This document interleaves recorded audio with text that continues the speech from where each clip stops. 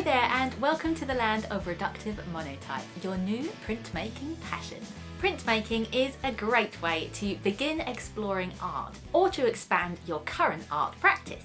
When I first started, I thought I needed to be in a fancy printmaking studio with special equipment just to even begin exploring it. But no.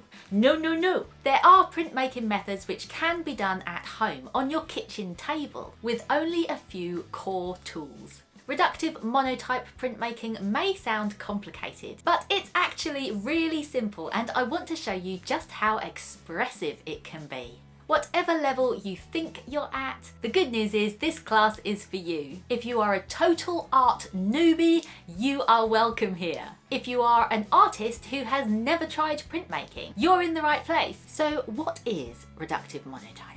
An inky surface minus some of the ink is reductive monotype. In this class, you will ink up a surface, remove some of the ink to create a design, and then take a print from it. Along the way, you'll be exploring the tonal values of your artwork in a different way, giving you a fresh perspective when using other art mediums too.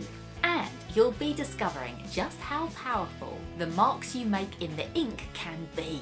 The techniques you'll learn in this class can be taken forward to support you in learning other printmaking methods too, such as trace monotype or additive monotype. My name is Gemma, and I will be your art buddy through this class. I'm an artist maker who enjoys far too many creative things, and I love encouraging others to try them too. Perhaps together we can feed our creative souls and find some fresh inspiration. In the next lesson, we'll talk about the class project in a little bit more detail, so let's get started.